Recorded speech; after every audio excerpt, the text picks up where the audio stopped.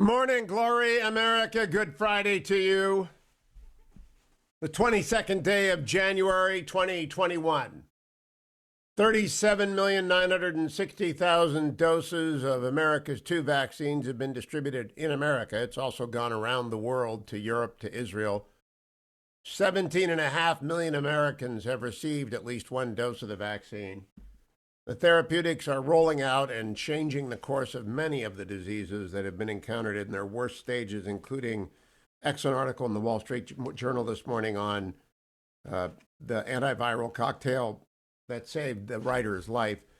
The European hospitals are overwhelmed with the British strain, and so the United States cannot let down its guard because it will soon be here and populate as rapidly as it did in Great Britain. And Tony Fauci gave a statement today, or yesterday, I want you to hear. First of all, he spoke at the White House with my colleague, Kristen Welker, cut number 3. We certainly are not starting from scratch because there is activity going on in the distribution.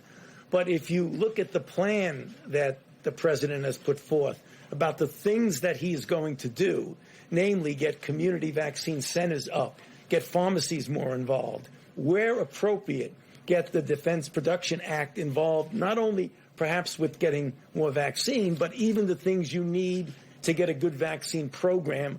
For example, needles and syringes that might be more useful in that. So it's taking what's gone on, but amplifying it in a big way.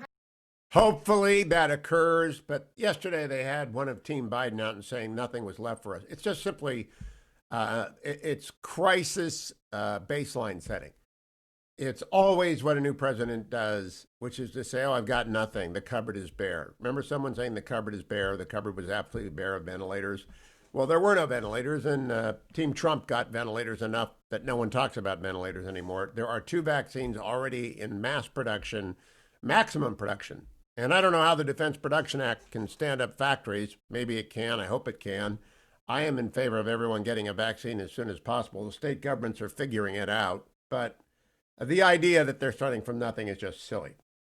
Now, I'll bring you more on Anthony Fauci's update later because I always like listening to him. Political issue number 1 is whether or not President Biden ought to speak to his friends Chuck Schumer and Nancy Pelosi and call off this circus in the Senate. It is unconstitutional to try a former president. Unconstitutional. Now, there is a letter for the bunch of law professors who don't like Trump and who have read the same Constitution I'm reading and say, oh, no, you can try him. Article 1, Section 3, Clause 7. Judgment in cases of impeachment shall not extend further than to removal from office, comma, and disqualification to hold and enjoy any office of honor, trust, or profit under the United States, comma, but the party convicted shall nevertheless be liable and subject to indictment, comma, trial, comma, judgment, trial, and punishment, comma, according to law. That's Article 1, Section 3, Clause 7. Judgment in cases of impeachment shall not extend further than to removal from office, comma, and disqualification to hold and enjoy any office of honor, comma, trust, comma, or profit under the United States, colon, but the party convicted shall nevertheless be liable and subject to indictment, comma, trial, comma, judgment, comma, and punishment, comma, according to law. Now, let me tell you, the Constitution was written by a group of brilliant men, most of them landowners, some of them holding enslaved people, all of them geniuses with moral flaws. It was ratified by state constitutional ratification conventions, not by existing legislatures, so that it came directly from the people. And I'm going to talk in Hour 3 today in the Hillsdale Dialogue, sponsored each week by Hillsdale College, where I think every smart kid in America is going to go to avoid wokeness on campus. They're going to try and get into Hillsdale or Colorado Christian University to avoid wokeness, because there really are a few places left that are not completely woke. I watched a seminar yesterday of 5 woke scholars that just makes me cry for the children of America. They will learn nothing at college if they are in Have them study the hard sciences. Have them study computer science because that's the future anyway. But tell your kids, just don't bother. All three of my kids, I urge, become history majors, and they got in before wokeness destroyed everything. But it is becoming obvious to me that if you don't go to Hillsdale or one of the lesser but great colleges like Colorado Christian College or the college that Al Mohler runs in Louisville, you're going to have zero basis to understand how we got here. First lecture of every year when I teach con law, and I'm on leave this year, and I'm considering when and if to go back to teaching because I don't want to teach in a woke environment. I want to teach the truth. I want to teach the truth. And I have always been able to teach the truth at Chapman Law School, and I hope that I still can. I'm talking to the dean and the president of the college about it.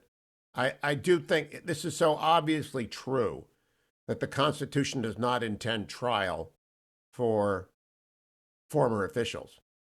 If it had intended trial for former officials, it would have explicitly said so because it is so explicit about the trial of officials who exist. And on the face of it, remember, it was, again, ratified by ordinary people. When Justice Breyer, one of the liberal justices, was in my studio talking about his book 5 years ago, I told him my favorite line in all of the state ratifying Constitution is the farmer in Massachusetts who said, "We have no lawyers in our town. I have read this for myself, and I like this Constitution." That's how it was ratified. People reading it read it for yourself. You cannot try a former president. It is important that you get in touch with your senators and convey to them, especially you, Georgia. You just elected these two liberals, these two leftists, Senator Warnock and Senator Ossoff. Call them up and tell them what you think. Okay, we gave you a shot, but we don't want this crazy stuff going on. Get to work. There's a phase 5 that needs to be done. Get to work. If you want scholarly opinion on this, Judge Michael Luttig, retired Fourth Circuit. Once Trump leaves office, the Senate cannot hold an impeachment trial. Or Alan Dershowitz in the Wall Street Journal. No, you can't try and impeach former president. Now, there are a bunch of academics who've signed a letter. And again, I hate this letter stuff is nonsense. Nobody did any research. Nobody did. Most of these people don't teach con law. They don't believe in originalism. Donald Trump, if you are listening, or any member of his legal team, bring an action to enjoin the Senate's trial of you on behalf of yourself and every other American. I have held office. I was confirmed by the United States Senate in 1987. All right? I think it's 1988. Unanimously confirmed by the United States Senate. Can the Senate try me?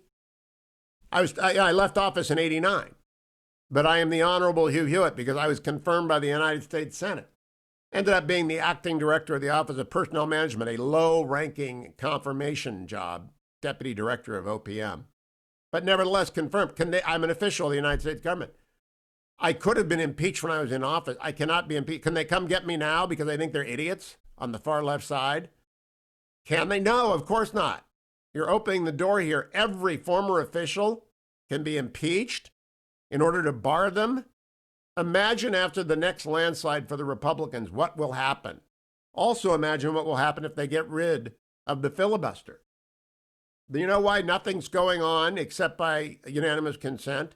Because the old rules of the Senate, in which the Republicans held a 53 to 47 majority, it's now 50-50, are still in place. So the old committee numbers are still in place. They have to do a new rule set. But Chuck Schumer will not agree that the filibuster will be maintained for 2 years, even though Joe Manchin of his caucus assured Georgia voters he would not get rid of the filibuster. I'm telling you, you really can't believe Democrats on anything, not their leadership. I'm hoping I can believe President Biden on some things, but the way he acted vis-a-vis the general counsel of the National Labor Relations Board yesterday, firing a man with a fixed term, makes me think it's not. There's much to talk about, including Republicans, if you're listening, you must keep Liz Cheney as conference chair. 1-800-520-1234. What do you think?